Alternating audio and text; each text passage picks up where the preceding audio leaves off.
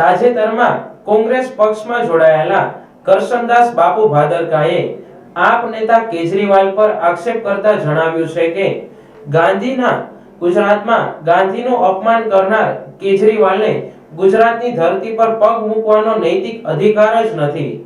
અરવિંદ કેજરીવાલે પોરબંદર જઈને ગાંધીજીની જાહેરમાં માફી માંગવી જોઈએ।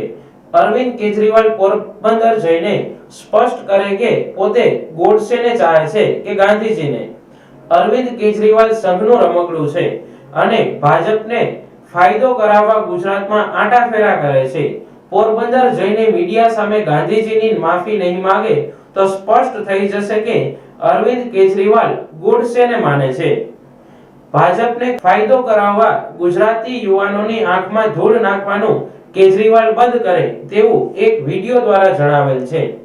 ગાંધીના ગુજરાતમાં ગાંધીના વિરોધી અને ગૌરવવંતી ગુજરાતની જનતાની આંખોમાં ધૂળ નાખનાર આરએસએસ નું રમકડું ભાજપને નફો કરાવનાર વેપારી કેજરીવાલને ગુજરાતમાં પગ મૂકવાનો નૈતિક અધિકાર નથી। આજે ગુજરાતમાં એ આટાફેરા કરે છે। આવતીકાલે પોરબંદરની નજીકમાં એનો એક કાર્યક્રમ છે, ત્યારે કેજરીવાલ સાહેબને મારે કહેવું છે કે પોરબંદર જઈને ગાંધીજીના જન્મ સ્થળ પર જઈને ગાંધીજીની માફી માંગો અને જાહેર જનતાને જણાવો કે શા માટે તમે ગાંધીનો વિરોધ કરો છો। દિલ્હીમાં સરકાર બની, ગાંધીજીના ફોટાઓ દરેક જગ્યાએથી હટાવવામાં આવ્યા। પંજાબમાં સરકાર બની, ગાંધીજીના ફોટાઓ દરેક જગ્યાએથી હટાવવામાં આવ્યા। કઈ આઈડિયોલોજીમાં માનો છો? ગોડસેમાં બિલીવ કરો છો કે ગાંધીમાં બિલીવ કરો છો? એનો જવાબ એક ગુજરાતી માંગે છે અને ત્યાર પછી જ ગુજરાતીઓને મળવાનું રાખો। અમને ખબર છે કે તમે આરએસએસ નું રમકડું છો। અમને ખબર છે કે તમે ભાજપને નફો કરાવવા માટે અને કોંગ્રેસના મત તોડવા માટે ગુજરાતી યુવાનને ગેરમાર્ગે દોરવા માટે ગુજરાતમાં આવો છો। લોકશાહી છે, લોકશાહીનો લાભ લો, પણ પોરબંદર જાઓ, ગાંધીજીના ચરણોમાં માફી માંગો અને તમારી અંદર જે વિચારસરણી છે, ગોડસેની હોય તો ગોડસેની અને ગાંધીજીની હોય તો ગાંધીજીની, એની સ્પષ્ટતા એક ગુજરાતી સામે ગુજરાતની ધરતી પર પોરબંદરમાં જઈને કરવું એ જ તમારો ધર્મ છે।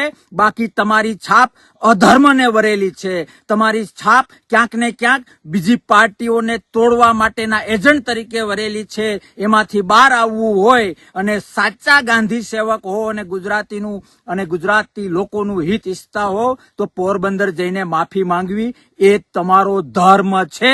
બાકી એક ગુજરાતી જાણે છે કે તમે કોના માટે કામ કરો છો, કોના ઈશારે કામ કરો છો, તમે કઈ રીતે ગુજરાતના નવયુવાનોને ગેરમાર્ગે દોરો છો, એ દરેક બાબત દરેક ગુજરાતી જાણે છે। અને એમાંથી બચવા માટે એક સાદો રસ્તો છે કે ગાંધીજીની માફી પોરબંદરની ધરતી પર જઈને મીડિયાની સામે એક ગુજરાતી સામે માંગવી। જોઈએ છીએ તમે કેટલા ગાંધીને ચાહો છો અથવા તો કેટલા ગોડસેને ચાહો છો। જય હિન્દ, ભારત માતા કી જય।